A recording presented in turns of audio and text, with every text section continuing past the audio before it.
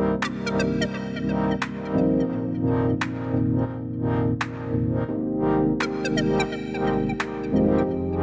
सभी को सतयुग टीवी की ओर से हरतालिका तीज की बहुत बहुत शुभकामनाएं। और आज हम आपको दिखाने जा रहे हैं एक मराठी कल्चर, जो कि बहुत ही आप देख रहे हैं सुंदर सुंदर स्त्रियां और अपने भारतीय परिवेश में बैठी हुई हैं और इस बात को बता रही हैं कि चाहे कहीं भी रहें लेकिन हमारी भारतीय संस्कृति सर्वोपरि होती है। और जहां देवी देवताओं को भी आज भी बड़े विधि विधान के साथ मनाया जाता है, तो हम देखेंगे। और ये सतयुग टीवी की ओर से आज हम आ पहुंचे हैं प्रमुख विवान में, जो कि वापी में है। तो ये बहन कोई कहानी है कैसे, ये बाद में हम बात करेंगे। फिलहाल हम इनसे जानना चाहेंगे कि किस तरह से इसको सेलिब्रेट कर रहे हैं। श्री गणेशाय नमः। एके दिवशी शंकर पार्वती कैलास पर्वतावर बसली होती। पार्वतीने शंकराला विचारलं, महाराज, सर्व व्रतात चांगलं व्रत कोणतं? श्रम थोडे आणि फळ पुष्कळ। असं एखादं व्रत असेल तर मला सांगा, मी कोणत्याही पुण्याईने आपल्या पोटी पडले हेही मला सांगा। तेव्हा शंकर म्हणाले, जसा नक्षत्रात चंद्र श्रेष्ठ, ग्रहात सूर्य श्रेष्ठ, चार वर्णात ब्राह्मण श्रेष्ठ, देवात विष्णू श्रेष्ठ, नद्यात गंगा श्रेष्ठ, त्याचप्रमाणे हरतालिका हे व्रत सर्वात श्रेष्ठ आहे। ते तुला सांगतो। तेच तू पूर्वजन्मी हिमालय पर्वतावर केलंस आणि त्याच पुण्याईने तू मला प्राप्त झालीस। हे ऐक, हे व्रत भाद्रपद महिन्यातील पहिल्या तृतीयेला करावं। तू लहानपणी मी तुला प्राप्त व्हावे म्हणून मोठं तप केलंस। 64 वर्ष तर झाडाची पिकलेली पानं खाऊन होतीस। थंडी, पाऊस, ऊन ही तिन्ही दुःख सहन केलीस। हे तुझे श्रम पाहून तुझ्या वडिलांना फार दुःख आणि अशी कन्या कोणास द्यावी अशी त्यांना चिंता पडली। तितक्यात तिथे नारद मुनी आले। हिमालयाने त्यांची पूजा व येण्याचे कारण विचारले। तेव्हा नारद मुनी म्हणाले, माझी कन्या उपवर झाली आहे, ती विष्णूला द्यावी, तो तिचा योग्य नवरा आहे। त्यासाठी मला तुझ्याकडे मागणी करण्यास पाठविले, म्हणून मी इथे आलो आहे। हिमालयाला मोठा आनंद झाला, त्याने ही गोष्ट कबूल केली। त्यानंतर नारद तेथून निघून विष्णूंकडे आले। त्यांना ही हकीकत कळवली व आपण निघून दुसरीकडे गेले। नारद गेल्यावर तुझ्या वडिलांना ती गोष्ट तू सांगितली। ती गोष्ट तुला रुचली नाही, तू रागावलीस। असं पाहून तुझ्या सखीने रागवण्याचं कारण विचारलं। तेव्हा तू सांगितलंस, महादेवा वाचून मला दुसरा पती करणार नाही, असा माझा निश्चय आहे। असे असून माझ्या वडिलांना विष्णू देवाला कबूल केला आहे, याला काय उपाय करावा? मग तुझ्या सखीने एक घोर अरण्यात नेले। तिथे गेल्यावर एक नदी दृष्टीस पडली। तेव्हाच एक गुहा आढळली। त्या गुहेत जाऊन तू उपास केला। तिथं माझी लिंग पार्वतीसह स्थापितली, त्याची पूजा केली। तो दिवस भाद्रपद शुद्ध तृतीयेचा होता। रात्री जागरण केलंस। त्या पुण्याईने इथं माझं आसन हललं। नंतर मी तिथे आलो, तुला दर्शन दिलं आणि वर मागण्यास सांगितलं। तू म्हणाली, तुम्ही माझे पती व्हावं, याशिवाय दुसरी माझी इच्छा नाही। नंतर ती गोष्ट मी मान्य केली व गुप्त झालो।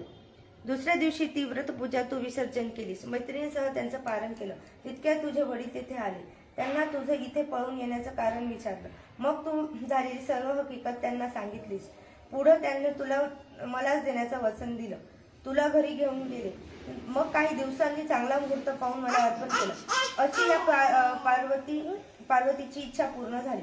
हरतालिका व्रत असं यास म्हणतात। याचा विधी असा आहे, ज्या ठिकाणी हे व्रत करायचे असेल त्या ठिकाणी तोरण बांधावे, खेळीचे खांब लावून ते सुशोभित करावं, पुढे रांगोळी घालून पार्वतीसह महादेवाचे लिंग स्थापन करावे, षडोपचारावे पूजा करावी, प्रार्थना करावी, नंतर ही कहाणी करावी व रात्री जागरण करावं। या व्रतांतर प्राणी पापापासून मुक्त होतो। 7 जन्माचा पातक नाहीसं होतं, राज्य मिळतं, स्त्रियांचं सौभाग्य वाढतं।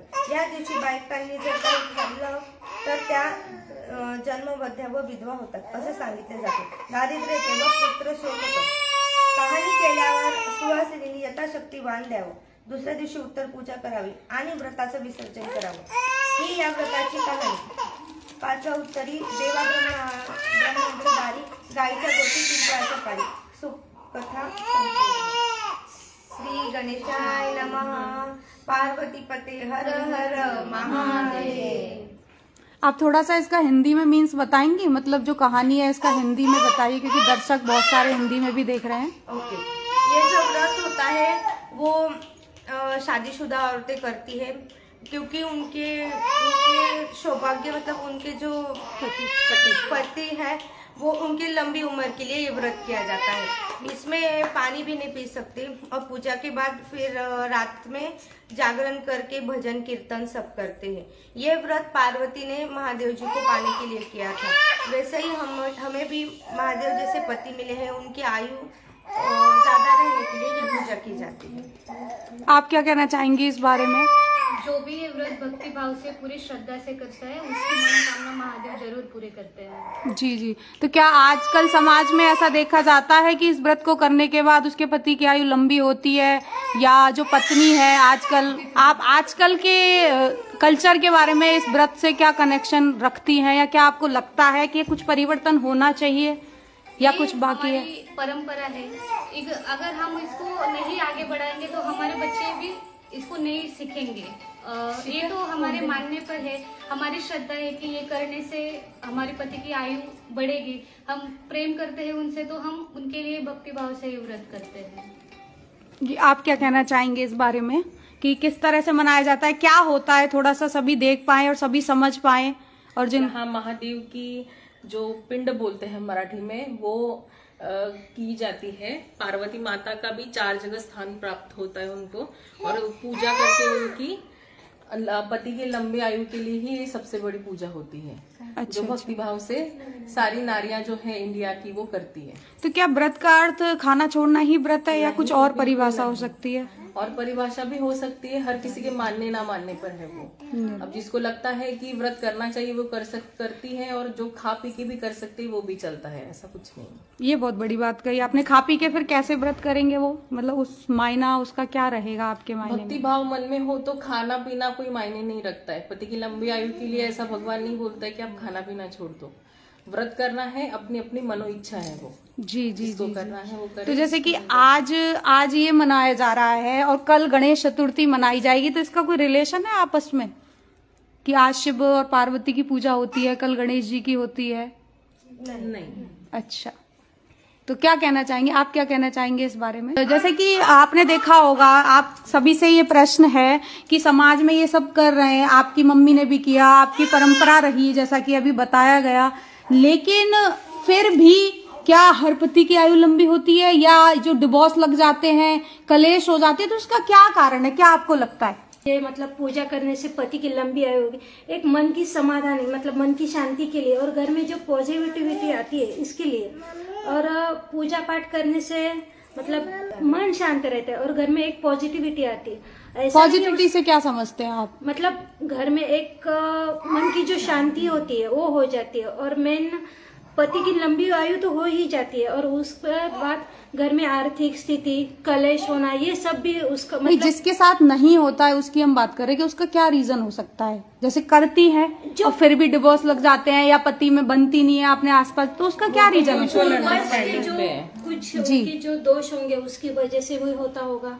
अच्छा, जो पहले जन्म के ऐसा बोलते हैं ना, पुराने जन्म का कुछ ऋण होता है, गलतियां हो जाती है, वो भी होता होगा, ऐसा भी कुछ होता होगा। नहीं, ये भी कहा गया है कि मानव जीवन जो है वो तो हर चीज को परिवर्तित करने के लिए मिलता है। हाँ। कि मानव जीवन में हम सब कुछ बदल सकते हैं, अपने आप को बदल सकते हैं। क्या उसका कोई तरीका आपको नजर आता है कि कैसे कर सकते हैं? क्या कहते हैं आप इस बारे में? चलिए, आप सबने बहुत अच्छा बताया, और मतलब इतनी सुंदर जानकारी भी दी, और एक सबसे बड़ी बात हमें ये लगी कि आपने ट्रेडिशनल की बात की और परंपरा की बात की। तो अधिक जानकारी के लिए हम आपको सतयुग टीवी की ओर से बता दें कि जो भी कोई व्रत होता है, पहली बात तो होता है व्रत का अर्थ क्या है। और जैसा कि अभी बहन ने ये सुनने को नहीं मिलता कि खा पी के भी व्रत कर सकते हैं, ये सच है कि हमें कोई भी अवगुण है। जैसे किसी का आता है कि मेरे पति से तो इस बात पे मेरी कटती है, इस बात पे मेरे पति से मेरी बनती नहीं है, तो आप उस चीज को उस दिन संकल्प में धारण कर सकते हैं कि ये काम मैं आज के दिन तो नहीं करूंगी, या ये काम आज के दिन तो मेरे से नहीं होगा। तो ये होता है असलियत में पति को खुश करना। जैसे पति को हर लगता है कि यार ये पत्नी में मेरे गड़बड़ है, तो उस चीज को बदल दो। जैसे आपने ये पोशाक का ही रख रखा है, पोशाक पहनी हुई है, बहुत अच्छी बात है, तो बहुतों को होता है नहीं हम साड़ी नहीं पहनेंगे, नहीं हमारी बस की बात नहीं है। तो इस चीज को ही बदल के यदि हम घर वालों को या पति को प्रसन्न करते हैं तो वो सबसे बड़ी बात होती है हमारे मायने में। और उसके लिए मैं आपको एक चीज और बता दूं, जो जानकारी फ्री मिल रही है और आपको हर कोई देगा भी नहीं। वैसे भी दुनिया में संतों की संख्या कम ही रही है, चाहे महाभारत उठा लो, चाहे रामायण उठा लो, कुछ भी उठा लो। तो क्या होता है, हमारे ही शरीर में एक नाभि चक्र होता है, हमारे हर किसी के शरीर में।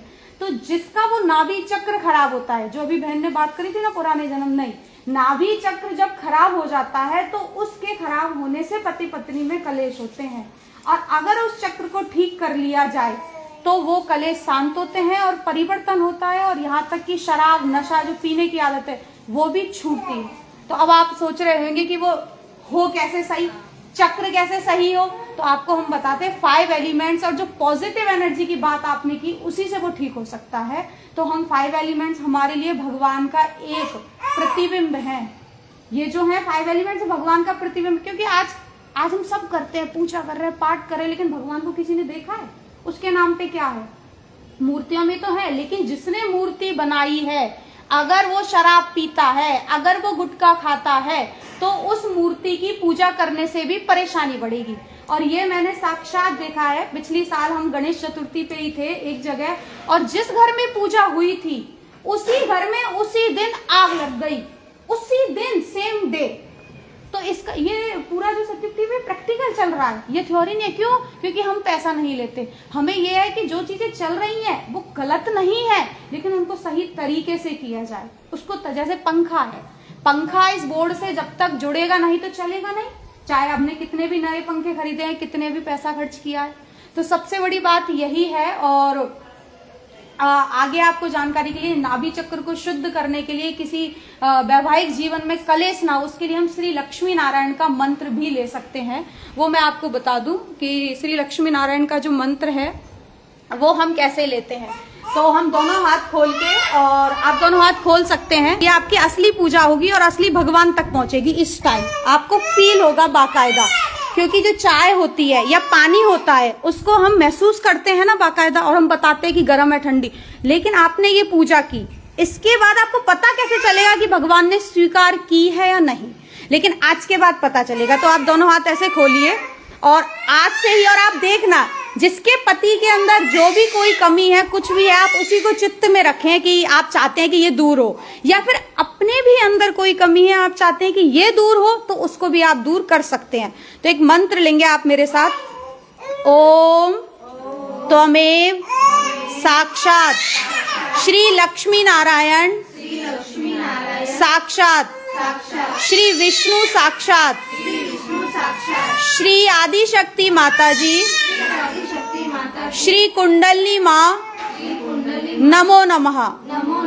इस मंत्र को यदि कोई भी बहन सुबह उठने से पहले या जब भी फ्री हो, क्योंकि माँ के पास जाने का, भगवान के पास जाने का कोई समय नहीं होता, तो इसको फोन वगैरह दे दो कुछ, हाँ, तो कोई समय नहीं होता माँ के पास जाने का। इस मंत्र को आप लेंगे, मैं बता रही हूँ, खाना बनाने से पहले भी आप ये मंत्र लेंगे। आप देखना पति की गलत आदतें बदलेंगी, आपका व्यवहार बदलेगा, असलियत में आपको पूजा का मायना समझ में आएगा। तो ये जानकारी आपको सत्युग टीवी की ओर से दी गई। अब हम आपको बता दें कि जो भी है, जैसे आपने कहा कि शिव पार्वती, क्या आपको लगता है कि समाज में शिव जी या पार्वती जैसा कोई है जो देखने को मिला है? आपको ऐसा कपल मिलता है आपको? तो उसमें क्या गुण होने चाहिए? एक पार्वती के अनुकूल एक स्त्री में क्या गुण होने चाहिए, वो गुण बताएं आप। क्या गुण होने चाहिए आपकी नजर में एक स्त्री को कि पार्वती जैसी वो लगे या दिखे, उसका व्यवहार? पहले तो घर में सबको शांति से रहना चाहिए। मैं वो घर की औरत पे डिपेंड करता है, उसको मतलब सबको पकड़ के सबको शांति से रखना चाहिए। वो खुश रहेगी तो घर खुश रहेगा, और कुछ उसके मर्जी के खिलाफ हुआ तो उसे मतलब वो शांति से सुलझाना चाहिए। आजकल की औरतें क्या करती है, मतलब कुछ हुआ तो तुरंत झगड़ा कर लेगी या फिर बोलना बंद कर देगी। ये नहीं होना चाहिए। तो रिश्ते टूटने के यही कारण है। सही बात है। और क्या कारण लगते हैं? और देखो अभी कैसा है कि कुछ चीजें उसके मतलब मन के खिलाफ अगर हुई, और मतलब उसको कुछ पूछा नहीं गया, तो ऐसे लगता है कि नहीं मुझे कोई देख नहीं रहा, मैं इतना करती हूँ, मैं ये करती हूँ, पर वो ये नहीं सोचती कि मैं घर के लोगों के लिए कर रही हूँ, ये मेरा कर्तव्य है जो मैं कर रही हूँ। और कुछ चीजें अगर मन के खिलाफ हुई है तो शांति से भी सुलझाया जा सकता है। हर बार झगड़ा करके सब नहीं सुलझता। जी जी जी, आप क्या कहना चाहेंगे इस बारे में कि किस तरह से एक स्त्री को रहना चाहिए, मतलब आम जनता को आप क्या मैसेज देना चाहते हैं, खासकर स्त्री को? स्त्री में सबसे बड़ी चीज होनी चाहिए सहनशीलता, कि जो भी सिचुएशन आए, जैसे भी आए, पति के हर सुख में दुख में, चाहे घर में कोई भी आर्थिक परिस्थिति हो, चाहे हमारा हेल्थ इश्यूज होते हैं, आर्थिक स्थितियां होती है, हर स्थिति में पति के साथ रहे और सबसे पहले उसको समझाने के पहले खुद समझने की सिचुएशन क्या है। अगर वो खुद ये अच्छे से समझ पाएगी तो वो दूसरों को समझा पाएगी और उसी से शायद घर में सुख और शांति बनी रहेगी। जी जी, खुद को ही बदलना है कहने का मतलब है। जी जी, पार्वती जी ने भी तो खुद बहुत सहन किया था। जी जी जी, सही बात है। आप कुछ कहना चाहेंगे कि स्त्री को किस तरह से होना चाहिए और कैसे परिवर्तन करके अपने घर को चलाना चाहिए, क्या सोचते हैं और आप कैसे रहते हैं वो भी बताएं जरा। पहली बात तो ये सब कुछ स्त्री ही नहीं कर सकती। अगर स्त्री सब सहन कर रही है पर घर में उसको कोई रिस्पेक्ट नहीं कर रहा है, सब उसके खिलाफ है, तो उसकी भी एक सहनशीलता होती है। पूरा परिवार को वो जोड़ के रखने की कोशिश कर रही है, फिर परिवार को भी उसके साथ वैसा बिहेव करना चाहिए कि वो हमारे ऐसा सोच के रहना चाहिए। सबसे बड़ी बात है रिस्पेक्ट। अगर वो हाउसवाइफ हो, वो जॉब वाली हो, फैमिली को भी उसको सपोर्ट करना चाहिए, उसको समझना चाहिए। अगर स्त्री को अपने घर से पूरा प्रेम अपने जैसे पूरे मिलता है तो वो भी वैसे ही रहेगी, पर वो सब कुछ कर रही है फिर भी उसको बैलेंस जरूरी है। हाँ, सही बात नहीं किया जा रहा है, कर रही है, सबको लगता है कि ये उसका कर्तव्य है, वो हमारे लिए नहीं कर रही है, वो उसका काम है। ऐसा अगर उसको सहनशीलता जब वो जन्म लेती है तभी उसके अंदर वो गुण होता ही है सहनशीलता, पर ये फैमिली पे डिपेंड है कि उसकी सहनशीलता कब तक रहेगी। इसके लिए बैलेंस रखना चाहिए, उसको भी समझना चाहिए, उसको भी रिस्पेक्ट देना चाहिए, वो अपने आप फैमिली को रिस्पेक्ट देगी, अपने आप फैमिली संभालेगी। सही बात है, सही है ये भी। आप क्या कहना चाहेंगे इस बारे में कि आपको क्या लगता है? अच्छा, स्त्रियों के अंदर कुछ आप देखते हैं सर्किल में कुछ कमी नजर आती है या कुछ अच्छाई, कुछ अच्छी, कुछ उसका रीजन क्या होता है? क्या लगता है आपको अपने माइंड से कि किस तरह से होना चाहिए, या कुछ कमियां इस तरह की हो जाती हैं इससे रिश्ते टूटते हैं? आपको क्या लगता है? आई थिंक किसी की कमी टूटनी नहीं चाहिए, और मैं ढूंढती भी नहीं हूँ कि मुझे पता भी नहीं चलता कि कोई गलत है या सही है। जी नहीं, जैसे परिवार में चीजें हो रही है तो हमें लगता तो होगा ना कि किस वजह से हुआ, एक क्वेश्चन तो पैदा होता ही है अपने अंदर। नॉर्मली अगर कभी होता है, कुछ हो रहा है, जैसे अभी एक ने कहा सहनशील होना चाहिए और एक ने कहा कि नहीं परिवार को भी समझना चाहिए, बात तो दोनों ही सही है कहीं ना। तो आपको क्या लगता है, आपके पर्सनल व्यूज क्या है इस चीज को लेकर? दोनों चीजें होनी चाहिए। जी जी, अच्छा, तो आम जनता को, आम नागरिक को क्या मैसेज देना चाहेंगे आप आज के दिन, एक हरतालिका तीज के दिन एक स्त्री को क्या मैसेज देना चाहेंगे आप? स्त्री को पूजा मन भाव से करो। जी जी, कोई एक्सपेक्टेशन मत रखो। ये बहुत सही बात कही आपने, क्योंकि एक्सेप्टेशन में ही होता है सारा जो बवाल होता है। सही बात है, लेकिन वही है ना। अच्छा, इसका भी जो लॉजिक है हम आपको बता दें कि एक्सेप्टेशन भी अंदर से होती है। हर चीज का संबंध अंदर से है। जैसे जो मशीन होती है, अगर वो अंदर से खराब है तो टेलर कितना भी अच्छा हो लेकिन उस खराब मशीन पे वो अच्छे कपड़े नहीं सिल पाएगा। उसी तरह से हमारी जो बॉडी है अंदर, जैसे कहा तो गया है कि भगवान अंदर है, लेकिन अंदर से उस भगवान को जागृत करना, उससे मिलाना। आज की दुनिया में गुरु भी माने जाते हैं, मंदिर भी जा रहे हैं, ऐसा नहीं है भक्ति भाव की कमी है, कमी नहीं है, माना सब कुछ जा रहा है, लेकिन फिर भी कहीं ना कहीं जो अंदर से हमारा कनेक्शन होना चाहिए वो अधूरा है। तो अंदर से जो कनेक्शन है, अभी जो आपको मंत्र बताया गया उसके माध्यम से कर सकते हैं। अधिक जानकारी के लिए आप सतयुग टीवी भी देख सकते हैं, जो कि फ्री चलता है। डॉक्टर्स की टीम भी इस पे होती है, युवा शक्ति भी इस पे वर्क करती है। और सबसे बड़ी बात है कि ये अंदर से ही खुद को मिलाने वाली चीज है और समाधान देती है। मैं भी आप ही की तरह एक स्त्री हूं और एक बहुत बड़ा, मतलब बड़ जनसंख्या में, कहते हैं ना कि बहुत ज्यादा परिवार में मेंबर होने के बावजूद हमने देखा कि किस तरह से चीज को बदला जा सकता है। तो आप सबका बहुत बहुत धन्यवाद। और आप सबका बहुत बहुत धन्यवाद। ऐसी ही जानकारी सतयुग टीवी आपको देता रहेगा और हम आशा करते हैं कि जो सतयुग टीवी आपको जानकारी देता है उनसे आप एक नई सीख, नई खोज और नई पॉजिटिव एनर्जी और 5 एलिमेंट्स के द्वारा खुद को ठीक करें, देश को ठीक करें, समाज और संसार को ठीक करें। बहुत बहुत धन्यवाद।